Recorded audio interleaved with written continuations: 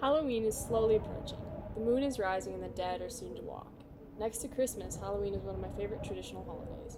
Dressing up in costume and celebrating the darker sides of our imagination is loads of fun.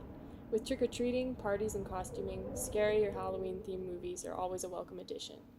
This month, in the Dori Korner, I thought I would share a few of my favorite Halloween movies and retro memories, starting with a movie that helped inspire me to pursue a life in film, Bram Stoker's Dracula.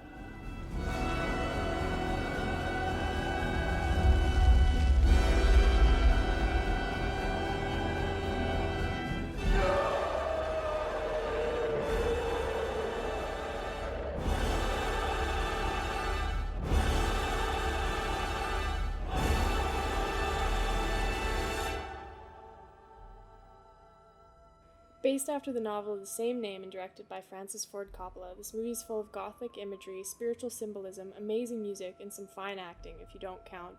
Whoa. I've always been a fan of Dracula. Bela Lugosi and Christopher Lee's versions of The Dark Prince are amongst some of my personal nostalgic memories. Hammer horror with all its blood, huge gothic sets, and Sir Christopher helped bring sex appeal to the vampire mythos. Lugosi's version with his careful use of speech and slow movements helped establish the eerie pace and atmosphere of the movie classic. I was first introduced to Bram Stoker's Dracula when my high school boyfriend Nana Babs was going through her Gary Oldman phase. She was buying up every Oldman movie she could find when she came across Dracula. One weekend while visiting, she decided to show us the film, and I was transfixed. One thing I could say about Nana Babs is that she did have a good taste in movies. She used to be a stage actress and starred in such productions as Guys and Dolls and acted alongside greats like Christopher Plummer and Hugh Marlowe. We both agreed that one bad aspect of the movie was Keanu Reeves. The only time he ever seems to show emotion is when he goes nuts after seeing the vampire brides eat a baby.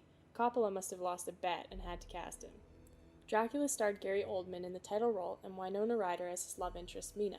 It also starred Sir Anthony Hopkins, the Scarlet Pimpernel, Keanu Reeves, and Mr. GQ himself, Cary Ells.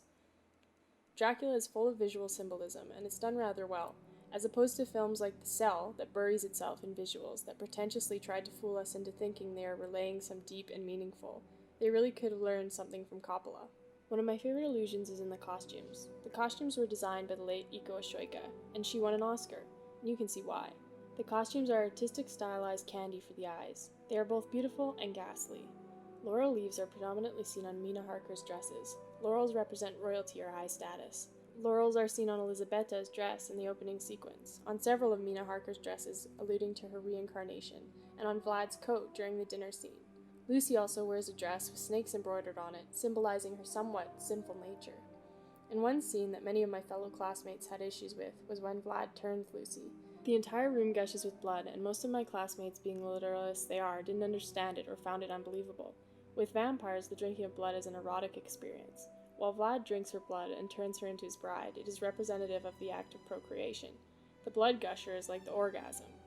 But this is a basic interpretation. I always wondered how they passed English class. Coppola had issues with talking to the ladies about sex and their bodies while directing, so he had Gary whisper naughty things in their ears to get them all revved up for the scenes involving heavy use of sexuality. Apparently, some of the things he said could not be repeated in public. Some of the allusions and symbolism were hit and miss. How many times do they need to allude to Mina being the reincarnation of Elisabetta? We already saw them being portrayed by the same actress, and the dialogue has spelled it out for us.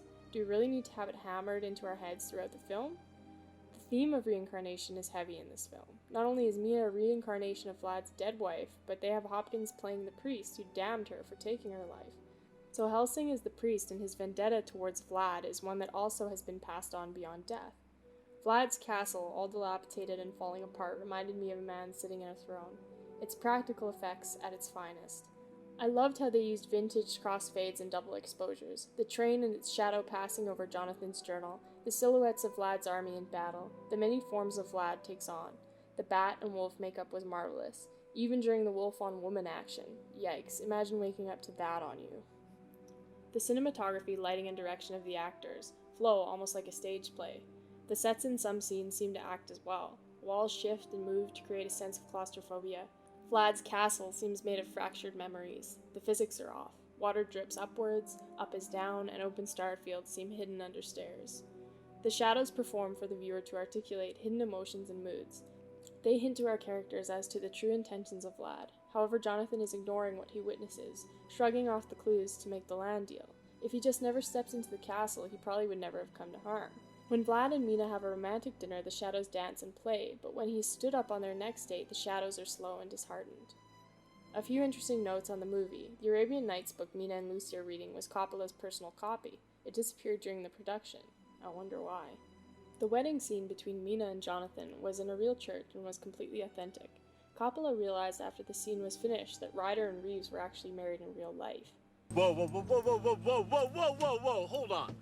There were a few differences between the book and the movie. It was mentioned indirectly that Dracula was already a vampire during the war with the Turks. There was no real romance between Mina and Vlad. Mina continued to be faithful to Jonathan, and when Vlad turns Mina, to her horror, he forces her to drink his blood. Mina even despised him for what he did to her best friend and the horror he has brought into her life.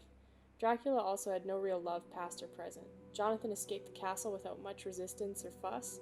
Lucy was more a prim, proper, virtuous girl than as depicted in the movie, and Vlad's death in the end was entirely different. However, being the nature of the beast that is Hollywood, and sexuality playing a huge part in modern vampires, it is only reasonable that they would make the appropriate modifications. As a fan of the original movie, I found these changes didn't distract from the original story. I felt it had added a new depth to the characters and more personal conflict and drama.